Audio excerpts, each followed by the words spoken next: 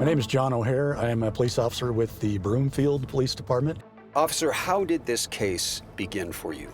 On December 14th of 2023, I was dispatched to a welfare check at the Krug household. Broomfield Dispatchers meeting. Hi there. My name is Dan Krug. Dan Krug was calling and asked that we check on his wife, Kristil. My wife isn't responding to text messages or phone calls.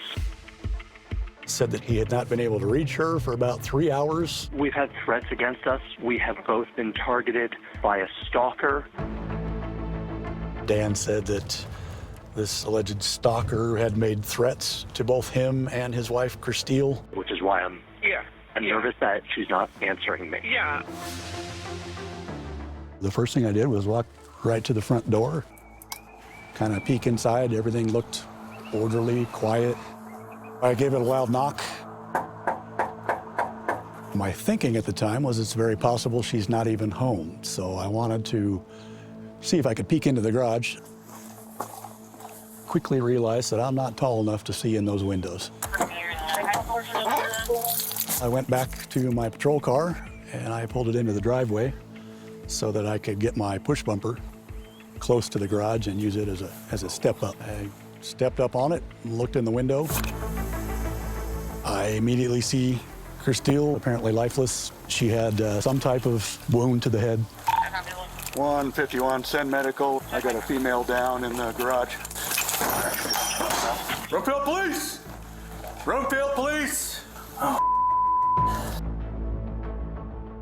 Immediately, I just checked for any signs of life at that point. Does she have a pulse? She does not.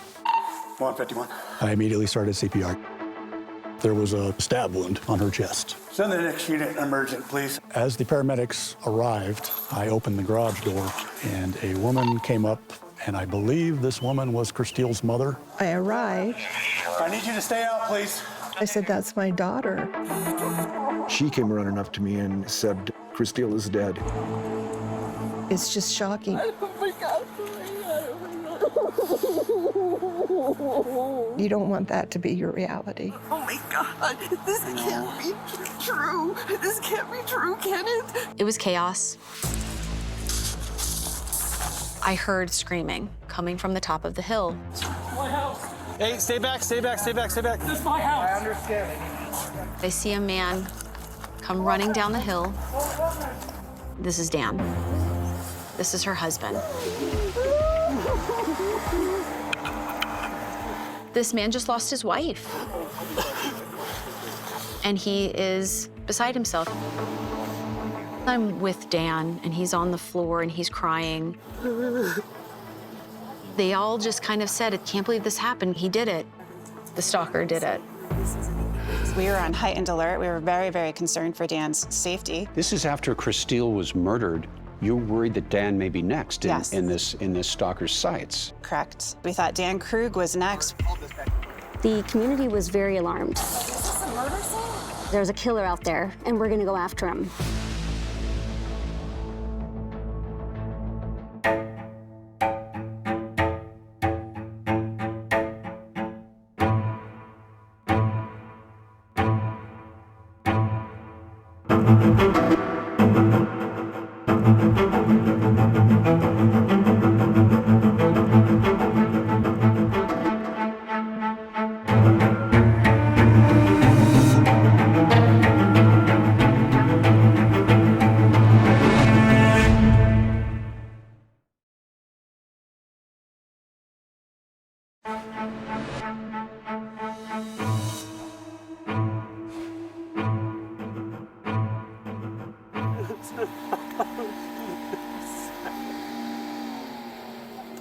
It's a weird feeling standing there when somebody's being told, I'm sorry, but your loved one has died.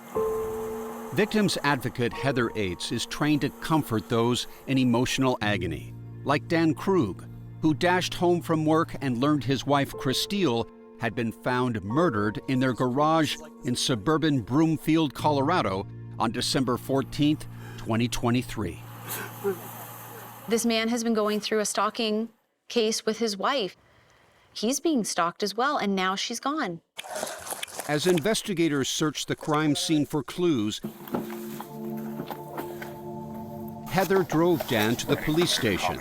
An officer's body camera recorded the ride. He was crouched over to the side of the passenger door, and it was very much, I'm comforting Dan by rubbing his back. Dan and Kristil had been married for 16 years. The couple, both 43, had 3 young children. What did he say in the car? In the car, he was pretty focused on the kids. He was very adamant about wanting to be the one to tell his children. Under the command of Broomfield Police Chief Ania Hempelman, investigators were doing everything in their power to find the killer. We immediately started doing interviews, talking to neighbors, canvassing. Several hours had passed since Dan Krug's emotional ride to the police station. He had settled down, and he told detectives there was nothing out of the ordinary that morning. Mornings are very routine in the house. He said they got the kids to school, and Kristil seemed fine when he left for his job at the Colorado Department of Public Health and Environment. While I was driving, my phone dinged. Dan said Kristil texted him, asking if he could pick up one of the kids after school. But when he texted back and asked what time, he said Kristil never responded. And that was weird. So weird, so out of character for Kristil, Dan called police and asked them to check on her. I got a female down in the garage. There are not words that can describe what you feel as a parent at that point. It's probably some parent's worst nightmare. These are some memories, aren't they? Kristil's parents, Lars and Linda Grimsrud. She was an engineer. She had incredible skills in math, sciences, chemistry, physics, but she also had the talents in the arts. She loved to just get out and live life. Throughout her life, Kristil spent countless hours working with her dad on classic muscle cars in his colorful garage. We'd work on the cars, we'd race the cars. Kristil always felt very comfortable coming over here. If we needed to talk or whatever, this is where we would sit and just enjoy each other's company. But those fun, casual conversations suddenly turned disturbing in the fall of 2023, when Kristil first told her father that she was living with intense fear. She sat here and told me that she was being stalked, and that just shocked me. When I asked her, well, have you talked to the police? Kristil had called the police and met with Broomfield detective Andrew Martinez. She came into the interview room and just kind of took over and just told me everything without hesitation. Their conversation was recorded. I keep trying to remind myself this is intending to be terrorizing. This is intending to scare me.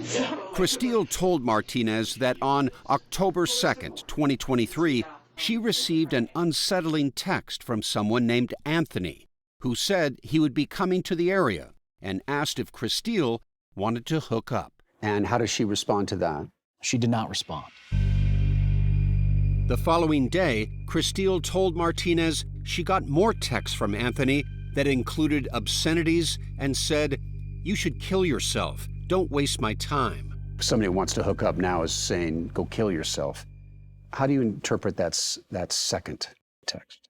It's a pretty extreme reaction to not getting a response. Kristil told Martinez she knew an Anthony from her past, Anthony Holland, a boyfriend she dated for about a year after high school and into college. The two broke up in the fall of 2000. Lars and Linda say back then, Anthony made a good impression. Very friendly, very courteous. He always had good manners. In 2002, out of the blue, Anthony contacted Kristil. According to Kristil, Anthony never seemed to take no for an answer, contacting her again in 2005, 2010, and 2016 via Facebook. He's like, we're meant to be together. I said, this is really creepy for me. You need to stop. Kristil deleted Facebook and thought she'd heard the last of Anthony Holland. But then came the texts in 2023. Like, this was alarming. He's never said this kind of stuff to me before, so. Over the next 2 months, Kristil said she received alarming message after message through text and email. They included threats to her and Dan, including this disturbing photo of Dan getting out of his car at work, which prompted Kristil to first come forward and call police. A few days later, this text to her: "Saw you at dentist. See you soon." That suggests he might be surveilling them both, right? Correct. This now is escalating. The harassment is just constant, and she's just believing that every corner presents some sort of danger for her. To gather evidence and locate Anthony Holland, Detective Martinez was required to file search warrants with the phone and email companies. A slow process. Getting that information takes time. Sometimes those companies are reluctant or they slow walk getting that information to you, correct? Yes. Kristil had been searching for Holland on her own. She hired a private investigator and eventually located him living in Utah, about 500 miles away. Kristil shared her discovery with Detective Martinez, who chose not to contact Holland. I explained to Kristil that we wanted to gather as much evidence as possible and ideally obtain an arrest warrant, so when law enforcement does go to Anthony's door, we can take him into custody and not have to walk away.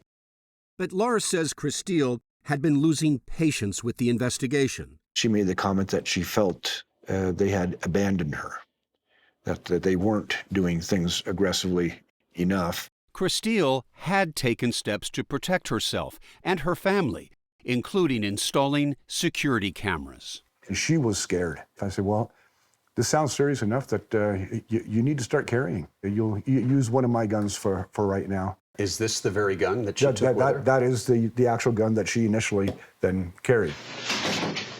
Dan was also interviewed. The threats were taking a toll on him as well. I went to the grocery store briefly on Tuesday, and someone behind me dropped a can, and I panicked. So what am I doing? I'm panicking. And I'm doing a job of protecting my wife. So I'm not doing good. Dan told Martinez the stalker had a nickname. We call him Kickman. Where'd that name come from? Kickman, Dan had told me, was because the suspect email that was initially contacting Kristil was ahollandkicks@gmail.com. As the weeks went by and Martinez's investigation continued, Lars and Linda say the constant threats were ruining their daughter's life. It was just heartbreaking. She was just in tears. She was just like, what am I going to do? How am I going to live? Did she feel she was being hunted down by Anthony? Yes. Kristil also shared her fears with siblings Jenna Erickson and Josh Adamson. She was terrified. Did she ever express to either of you the fear that this man, I think, is going to kill me? Yes. Yep. She said it's either going to be me or him that's dead, and I'm going to do everything in my power to make sure it's not me.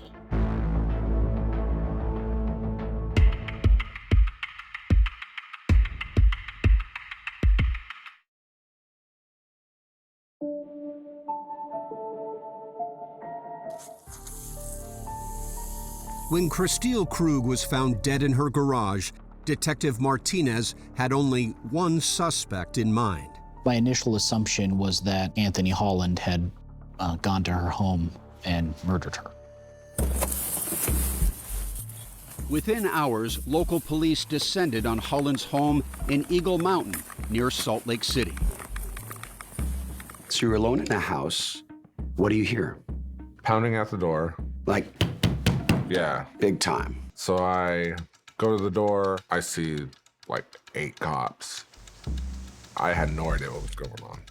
Where's your ID at? It's in my room. Have you ever heard of the name Kristil Krug? They asked me if I knew Kristil Krug, and I told them I did know her. She was my very first girlfriend ever. When was the last time you talked to Kristil? Has it been a minute? It's been a minute, yeah. When was the last time you had reached out to Kristil? It was around 2014, 2016. Anthony says he'd reached out to Kristil on Facebook years before. What are you thinking? Why would they come all the way here to ask me about Kristil? I thought it was for that message where I said I missed her. That's the only thing I could think of, because I was like, I haven't contacted her since then. They didn't tell you that Kristil Krug had been murdered? No, they did not tell me. Police were there to gather information from their suspect, not give it. They asked me where I was that day. Can I prove where I was? Anthony had made a purchase just hours earlier at a Kohl's store near his home. What'd you buy? A sweatshirt, this one right here. And he still had the receipt. The purchase was made at 12:16 p.m. Investigators say Kristil was attacked around 8 a.m. Turns out that was one of the most important purchases you have ever made. Because it was my alibi. Because there's no way I could have made it from Colorado back to Utah to buy the sweatshirt. It was an 8-hour drive. Anthony also showed police some of his employment records. They proved he'd been in Utah all along, never traveling to Colorado, as the messages from Kristil's stalker led cops to believe. I had a bunch of receipts from my work showing the days that I worked, and they took my receipt from Kohl's, and went to the squad car and made a phone call, came back in and told me I was free to go. You have a better day, okay? Back in Colorado, Dan was still face-to-face with investigators. He told them his theory of the crime. So in my brain, the story that I have is someone came to the door. Maybe she went outside to get a package, and they must have come in. And she's a fighter. She is strong. She would have fought. Earlier in the interview, Dan requested he tell the children what had happened to their mother. Your kids do not know yet, okay? Are they here? They're here. Arrive in the hall. I should. You want to tell them? I just don't know. Okay. Watching their response is just heartbreaking. Investigators were working every angle. They checked those security cameras Kristil had installed on the house. The doorbell camera, the side camera, and the side house camera were all manually turned off. Except for that one Nest camera near the garage. Police canvassed Dan and Kristil's neighbors in search of anything their home security cameras might have recorded. So I saw you had a Ring doorbell camera. You mind reviewing that camera footage? Oh, goodness, absolutely. If possible, if you guys can review the last 3 to 5 hours. They also enlisted Randy Pilak, a digital forensic examiner with the Broomfield Police Department, to take a closer look at those disturbing messages to Kristil. I think it was probably 4 hours, 5 hours after the murder was reported to us. Now that the stalking case had become a murder investigation, Pilak was able to file new expedited requests for information. He quickly discovered that messages from 2 accounts used to harass Kristil had been sent from the same location. Both came back to the same IP address. That IP address was the Colorado Department of Public Health and Environment, which is where Dan worked. The messages to Kristil threatening her husband, had been sent using the Wi-Fi system at Dan's office. For the first time, detectives believed Kristil's stalker could be sitting right in front of them. Could he be her killer as well? The entire air was just kind of evacuated out of our investigations room, and we realized that we need to focus on Dan and where he's been and what he's been doing. Martinez, along with Detective Jennifer King-Sullivan, confronted Dan. Who do you think killed her? I think it's Kate. I think it's Anthony. What if I told you that we had already spoken with Anthony and there's no way that he was in town today?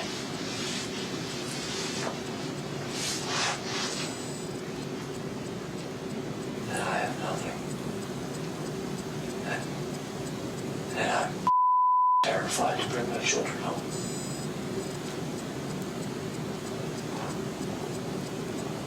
What are you terrified of? If it wasn't him, who was it? But even as Dan claimed ignorance, the detective saw that his body language told a different story. What were you seeing with Dan? He took a defensive posture. He sat back in the couch a little bit. He crossed his arms, kind of like, I have nothing to explain. I think his head is spinning, thinking about what else are they going to find.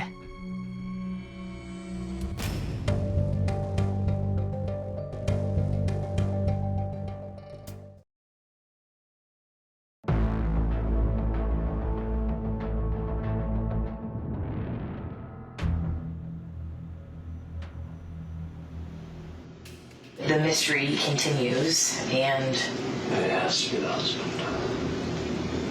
if you were watching these facts unfold in front of you in a movie, what would you say happened? There has to be someone else. Moments after detectives told Dan Krug they had eliminated Anthony Holland as a suspect, Dan calmly insisted he was not the one who stalked and murdered his wife, Kristil. I loved her. There has to be someone else. But I don't know who that is. Martinez and King Sullivan didn't believe a word of it and were struck by how stoic, how unmoved Dan was. He had no reaction and really no explanation. Help me make sense of it. I don't know, I'm not the one who does this. I don't have a narrative or a story that I can offer you. Within minutes, Dan Krug had gone from sympathetic victim to murder suspect. I get the narrative you're putting together, but it alleges that I would do this to my children. I love and adore my children. It's a pretty frightening idea that the biggest threat to you and your safety is actually living in the same house as you. So we need to process you for physical evidence, okay? He knows that we're on to him. We just didn't have enough evidence at that point to take him into custody. Walk down to the lobby. On his way out, Dan kept insisting the real killer was still on the loose, and he made a desperate plea. I just want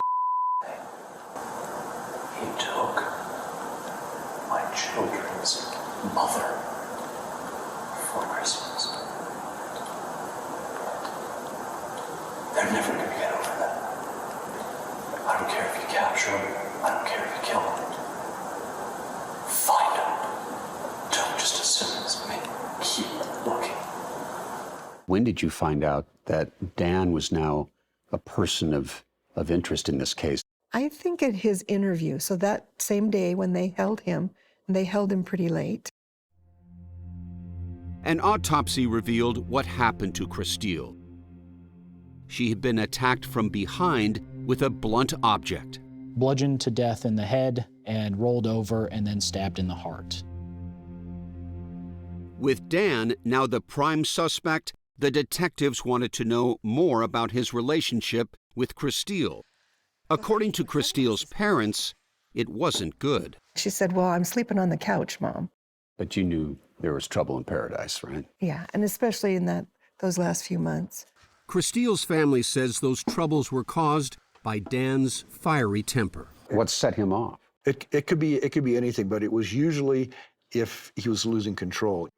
Kristil's sister, Jenna Erickson, says she could always tell when Dan was angry. His face would get really red when he was getting frustrated. I vividly remember seeing his face get red. They had a thing where they'd go, okay, walk away. You need to walk away. And so, they were trying to manage it. But in the weeks before her death, according to her parents, Kristil was getting ready to leave Dan. She didn't want to have this marriage anymore. She had decided that she needed to get a divorce. As the detectives methodically built their case, more evidence was uncovered on Dan and Kristil's cell phones by digital forensic expert Randy Pilak, including texts from the morning of the murder. So on Kristil's phone, we see text messages to Lars, Detective Martinez, and then a text message to Dan. The one Dan said he received while driving to work about picking up one of the kids at school. But Pilak discovered those texts had been set on a timer. It was a new feature on the phone Kristil had. Who do you believe pre-programmed those messages? Dan Krug. And he did it to do what? To hide his actions. Pilak says the messages were pre-programmed before Dan left the house. And we believe Kristil was deceased. That, for him, then, would establish an alibi that, well, I had already left and my wife is alive, right? She's texting me. Correct. All while Dan casually arrived at work. Pilak discovered more damning evidence from Dan's phone. Internet searches like, what happens when you're knocked unconscious? Do people really go unconscious when hit in the head?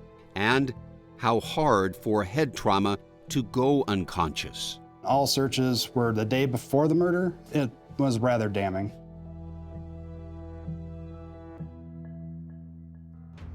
Just 2 days after Kristil had been murdered, Detectives Martinez and King Sullivan felt they had enough evidence to charge Dan Krug with stalking and murdering his wife. We began following him. Coming up to the stop sign now. How many cars are we talking about? Probably 8 cars. We're like, that's him. He's alone in the car. Hey, be ready to pop that once he gets into the park. We follow him all the way to the grocery store. Pulling into King Super's parking lot. We wait for him to park. We quickly converge on his car. Go, go, go, go, go, go, go. Show us your hands! Show us your hands! Hands on your face! Hands on your face! No! Hands on your face! So we surround him, pull him out of his car, and tell him he's being arrested for the murder of his wife. Under arrest.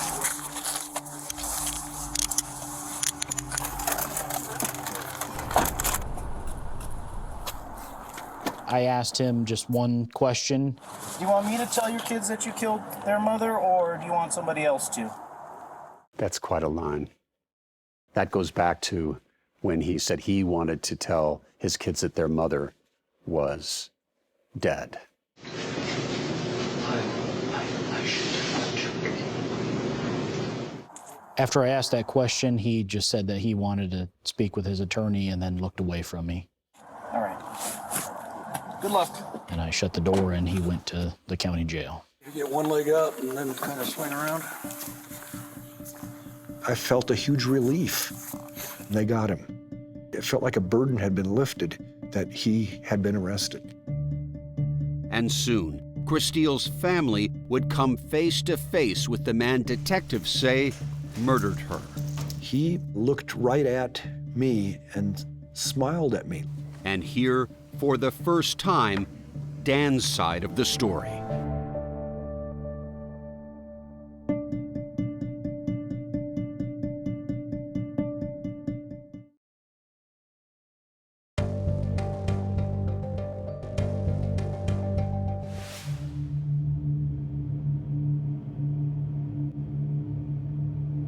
When Deputy District Attorneys Kate Armstrong and Stephanie Fritz were assigned to prosecute Daniel Krug, they say they were struck by his downright stupidity in believing he could get away with murdering his wife by impersonating her ex-boyfriend. The audacity with which he thought he could manipulate not only his family, his loved ones, but also the police department. And some of this is sophisticated, is it not? It's sophisticated, but not too sophisticated, because we were able to figure it out. The trial began in April 2025. When he first came in, he smiled at me like he was saying, hey, thanks for being here for me. I believe my facial expression made it very clear that I was not on his side. The prosecution laid out Kristil's final hours of life for the jury.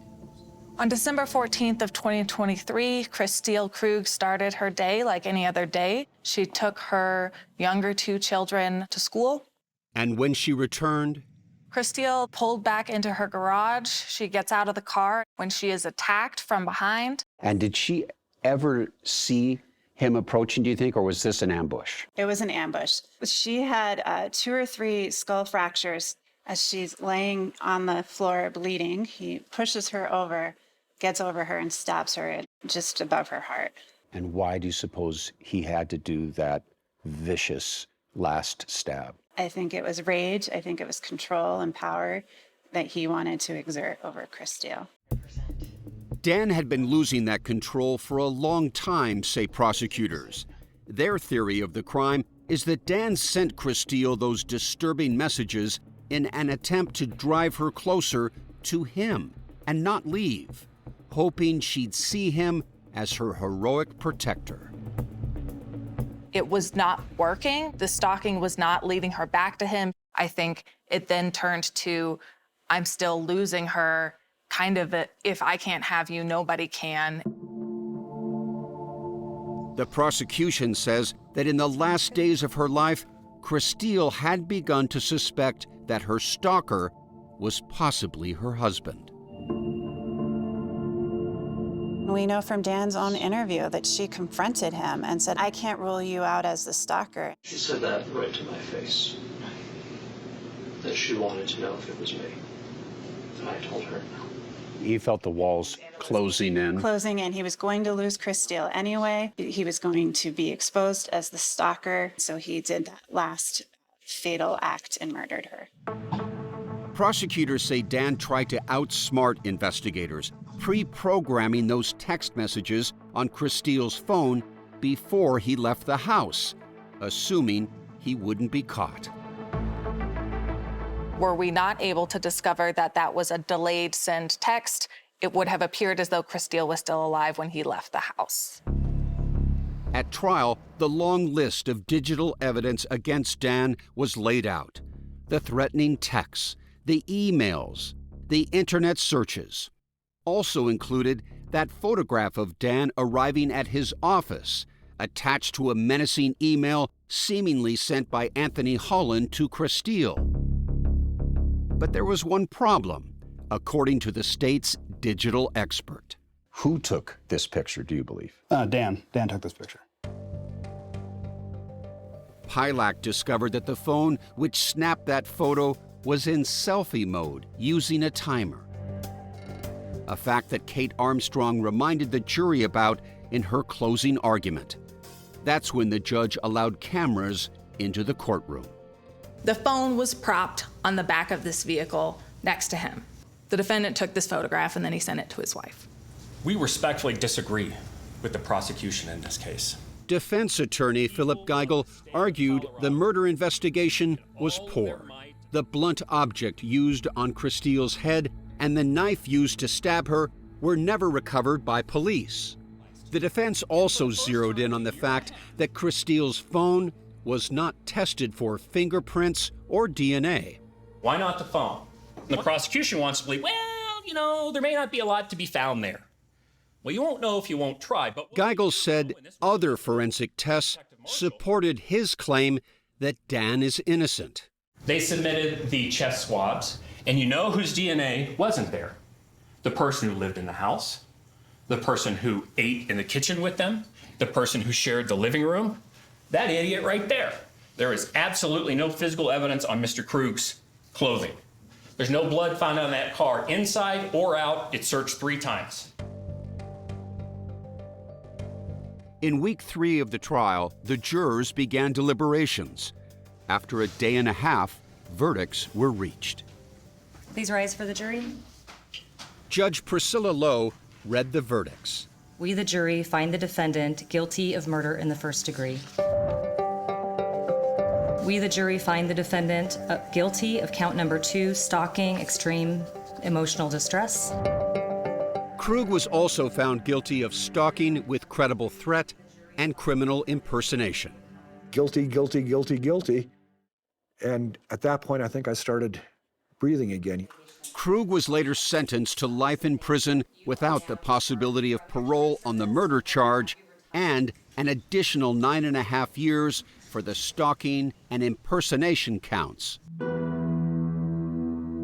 But right after his conviction, in a video call from jail, How are you? Been better. Daniel Krug told his family that the jury got it wrong, saying the real killer remained at large and that his children could be the next targets. I need them safe. I don't know where or who did this, where he is or who he is. I need my children out of Colorado.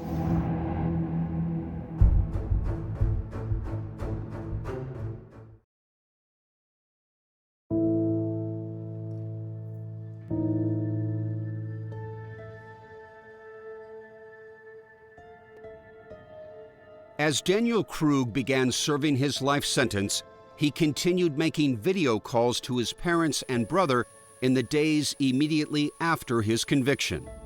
The man who viciously murdered his wife, terrorized his own children, and lied to everyone was seeking sympathy from his side of the family. I'm probably sleeping like 16 hours a day because of the depression. I sleep, I read, and I cry. That's about it. Okay. Despite overwhelming digital evidence against him, Krug fell back to his old ways, lying to his loved ones, now claiming he was wrongly convicted. They never produced a single piece of hard evidence. His brother Jeremy gave Krug a much-needed reality check that the foundation of the family's loyalty had started to crack. Support is dwindling. You know, mom and dad want to believe you very much. I want to believe you very much, right? There's a lot that's come out. And as imaginative as I can be with finding explanations and ways to theorize how that, you know, this or that could have been the reality, some of it is beyond even my creativity. The case that ended with a murder had begun with stalking and criminal impersonation of Anthony Holland, which begs the question, what if Detective Martinez had acted on the information Kristil and the private investigator had uncovered? They should have found me right away. They should have found me, they should have came to my house, they should have approached me, they should have talked to me. But Detective Martinez chose not to call, telling us he didn't have enough evidence to do so and was concerned a phone call could exacerbate the situation. Is this something where you've kicked yourself about this? This case has haunted me since it occurred. And the outcome of this case has haunted me for the past 2 years. And if you could get in a time machine, perhaps you make that call today. Absolutely. And Kristil's parents sympathize with Martinez and believe their daughter was doomed no matter what the outcome of his investigation. Inevitably, I think he was going to kill her. When someone sets their mind to do something like that, and that's what the plan was, I don't think that would have stopped the murder from happening. Kristil's death has left a hole in the lives of those who experienced her love and joy for life. I've had lots of other girlfriends, and I've never been in love with anybody else like her. She was the love of your life. Yeah. Jenna hopes her sister Kristil's story will serve as a cautionary tale. If it can help just one other person who's in a dangerous situation like she was in, that it gives them the strength to make a move, because it can escalate, and it can escalate really, really fast. What was lost when she was taken from us? Her light, you know, like. That's a tough one to talk about because there's so much. I wanted to jump out of that car and say, hey, Papa. Laura still passes his time restoring parts for vintage cars. That father-daughter hobby is now being passed down to Kristil's children. They're in here, they run that same electric screwdriver and they can tear a carburetor apart. So in that way, you're honoring her memory, aren't you? Well, that's the whole idea. Yeah, that's the whole idea. She would get such a kick out of seeing the kids doing the stuff that she was involved in. I look at my grandkids and I find a moment of peace because I see her.